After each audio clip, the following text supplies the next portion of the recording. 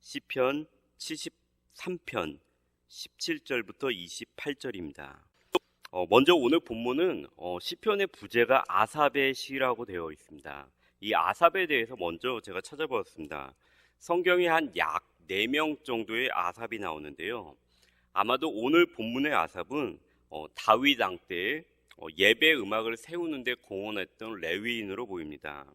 그는 놋 재금을 지는 악장이었고요. 해만의 보조자로서 이 음악을 하는데 일을 했습니다. 그리고 그의 후손들은 성도연에 보게 되면은 성전 음악의 전통을 이끌어간 것으로 나와 있습니다. 시편 50편과 그리고 73편부터 80편까지가 이 아삽의 시 아니면 아삽의 자손들이 지은 시로 나오는데요. 아마도 73편부터 80편까지의 아삽의 시 중에서 맨 앞에 이것이 있기 때문에 제 생각에는 이것이 아마도 아삽의 자손들의 시라기보다는 다윗 시대에 살았던 아삽의 시라고 생각합니다. 오늘 본문을 보게 되면은 아삽의 괴로움이 나옵니다. 이것은 어저께 본문에서 나오는데요. 이게 73편이 계속 이어지니까 아삽의 괴로움이 뭐가 있었냐 그러면은 악한 자들이 더욱 잘 사는 것 같고 그들은 죽을 때도 평안히 죽으며 교만하게 말합니다. 거기에다 그들에게는 재앙도 내리지 않고 약한 사람들에게 강포를 행하고 아삽이 이렇게 얘기하는 것 같이 살찜으로 그들의 눈이 솟아나며 그들의 소득은 마음의 소원보다 많다라고 고백하고 있습니다. 그리고 나서 그 사람들이 모든 악을 행한 다음에 자신들에게 아무런 재앙도 임하지 않자 그들이 11절에서 하나님께 이렇게 얘기합니다. 말하기를 하나님이 어찌하랴 지존자에게 지극히 높으신 자에게 지식이 있으랴 하는도다. 이런 것들을 들을 때 아삽의 마음이 상당히 슬펐을 것입니다. 아삽은 볼지어다 이들은 악인들이라도 항상 평안하고 재물은 더욱 불어나다. 이렇게 고백을 하고 있습니다. 이들이 누구일까요? 이 악인들이 누구일까요? 재물이 항상 늘어나고 교만을 하고 강포를 행할 수 있는 사람. 아마도 평민은 아니었을 것입니다. 그 당시 시대는 일반적으로 우리 과거와도 같이 하층 계급이 가장 가난한 사람이 가장 많고요. 그 다음에 귀족들이 있었습니다. 아마도 이들은 우리나라의 권문세족들과 같이 그 지역에서 군사들을 가지고 이 왕을 도왔던 권문세족과 같은 지역 세력들, 강한 사람들이었을 것입니다. 그렇기 때문에 그들 가운데 재산을 많이 모을 수 있고요. 강포를 행할 수 있을 것입니다. 이 아삽은 다윗의 근처에서 일을 했었던 사람이기 때문에 이런 귀족들을 만날 기회가 많이 있었을 것입니다. 그러면서 이들의 강포와 이들의 불의를 보면서 마음 가운데 끊임없이 솟아나는 이런 답답함 같은 게 있었던 것 같습니다. 그래서 그가 마음 가운데서 13절에서 이렇게 고백합니다. 내가 내 마음을 깨끗이 하고 내 손을 씻어 무죄하다 한 것이 정말로 헛되는구나 라고 그가 고백합니다.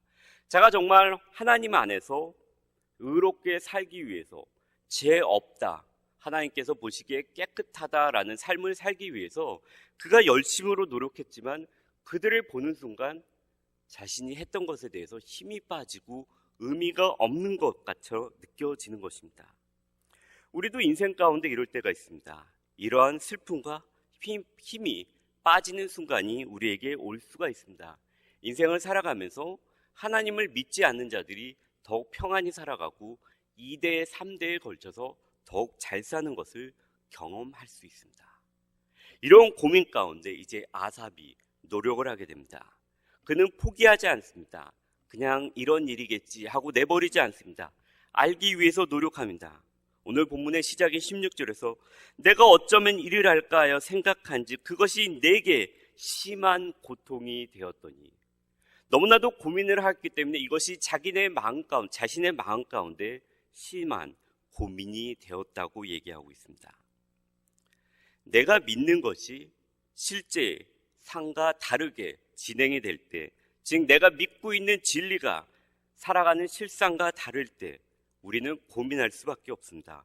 왜 이런가 생각할 수밖에 없습니다. 어떨 때는 내가 믿는 진리가 정말로 사실인가 회의에 빠질 수 있고 고민하는 시간이 올 수 있습니다. 아삽도 지극히 다르지 않았습니다. 왜 이런 일이 생길까요? 왜 이런 마음의 고민과 고통이 더욱더 심해져 가는 것일까요? 그것은 우리가 문제를 만났을 때 문제에만 우리가 정신을 집중하기 때문에 그럴 수 있습니다. 물론 이것은 인간의 본능입니다. 생존을 위해, 피해를 줄이기 위해 문제가 다른 사람의 문제가 아니라 나의 문제가 되었을 때 이를 해결하기 위해서 이것에 집중할 때 우리는 다른 것을 생각하지 못할 수 있습니다. 그러므로 인해서 이것이 나에게 심한 고통이 되고 내가 이 문제를 어떻게 해결할 수 있을까 고민하게 됩니다. 그러나 아삽이 깨달은 것이 있습니다. 이 문제를 내 지식, 내가 살아온 삶의 경험으로 답을 하려고 할 때 그것은 그냥 우매한 자의 답이 될 수밖에 없다고 얘기합니다. 22절에 그가 모든 것을 깨달은 후에 하나님께 고백합니다. 내가 이같이 우매무지함으로 주 앞에 짐승이오나. 생각이 짧고 말 못하는 짐승과 같이 그가 자신의 문제를, 자신의 지식과 문제를 풀려고 할 때 이것이 하나님 앞에서 정말로 우매무지하고 짐승과 같다라고 그가 고백하고 있습니다. 그리고 나서 그가 깨달은 후에 이렇게 고백합니다. 내가 성소에 들어갈 때야 그들의 종말을 내가 깨달았나이다. 아마도 기억하시는 분이 있으실 것입니다. 이 구절을 갖고 몇 년 전에 저희 교회 1박 2일 때 강사로 오신 목사님께서 이 구절을 갖고 설교를 하셨습니다. 그때 저에게도 이 설교가 마음에 많이 와닿아서 나중에 이 시편의 이 구절 그리고 이 73편은 저에게도 제가 참으로 좋아하는 시편이 되었습니다. 그러나 이번에는 제가 설교를 위해서 자세히 보면서 이 성소에 들어갈 때 깨달았다라는 이 의미가 정확히 무엇인가를 정말로 알기를 원했습니다. 그러면서 이후에 이어지는 아삽의 모든 시편들을 읽으면서 그럼 여기 가운데서 이 성소에 들어갈 때 깨달았다라고 하는 이 힌트를 얻을 수 있을까라고 해서 다 찾아보았습니다.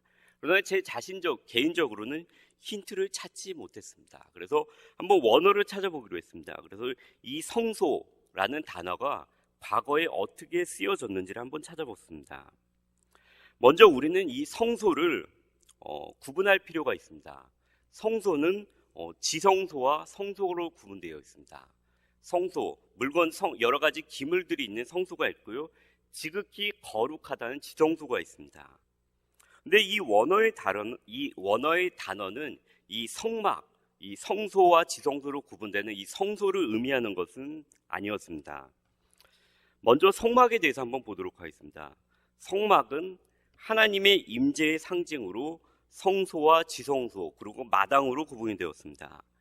가나안 땅에 들어갔을 때 실로라는 지역에 있다가 블레셋의 위험으로 인해서 높당으로 이동하였고 다윗 왕 시대에는 이 예루살렘 성막이 있었고요. 그리고 기브온 성막이 있었습니다. 그래서 사람들은 이 성막이 두 개 성경에 나와 있는 것을 보고 아무래도 예루살렘 성막에는 법궤가 있었고 기브온 성막에는 그에 다른 기물들이 있었을 것이다 라고 추측을 합니다.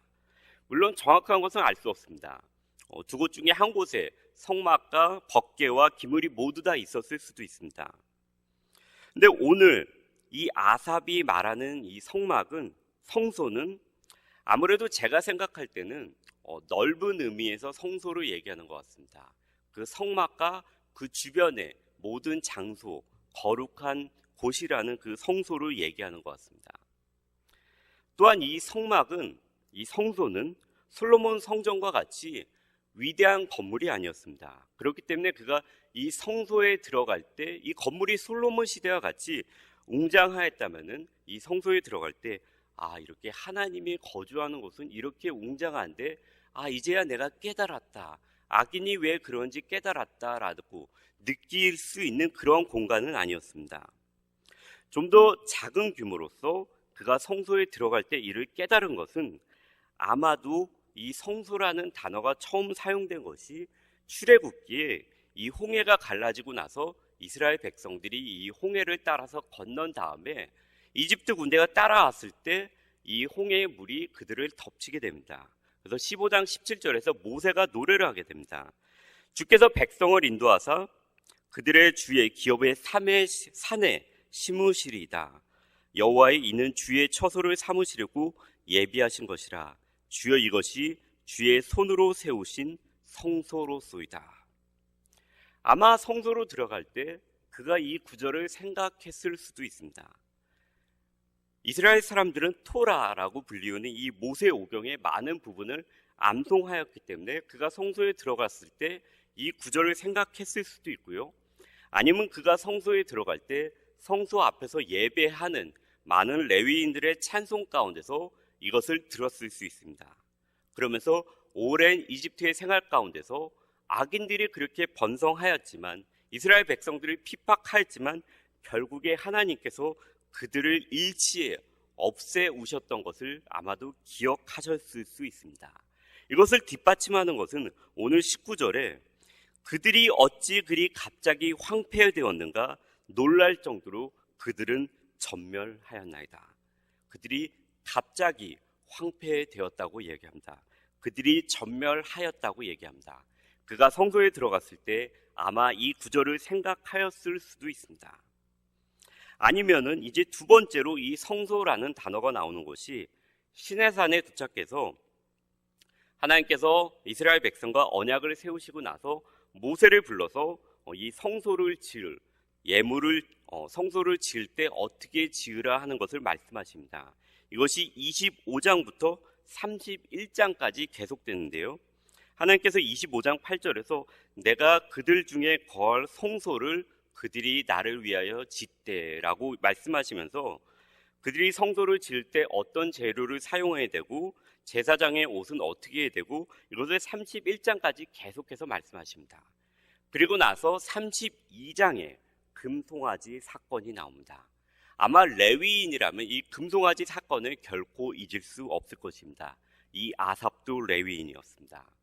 이 금송아지 사건 후에 모세가 여호와의 편에 설 사람들은 다 나오라고 얘기합니다. 그때 레위 사람들이 나옵니다.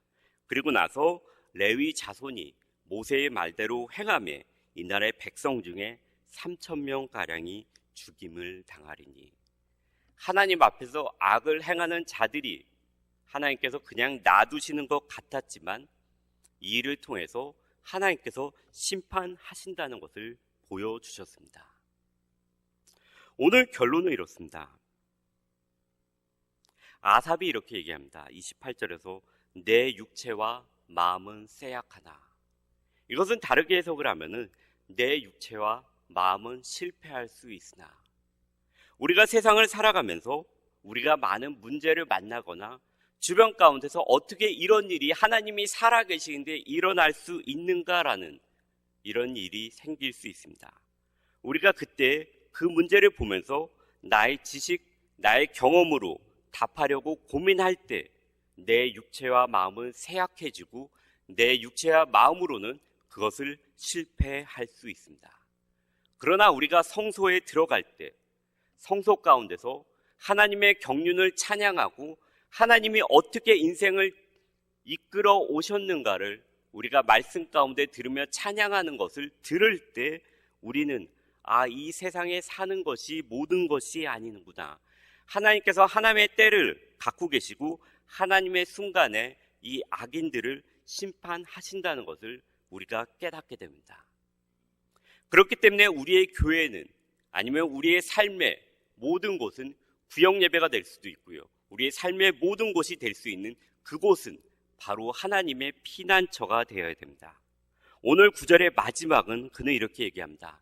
모든 것이 해결됐다, 이것이 아니라 나의 하나님을 나의 피난처로 삼아 주의 모든 행적을 전파하리이다.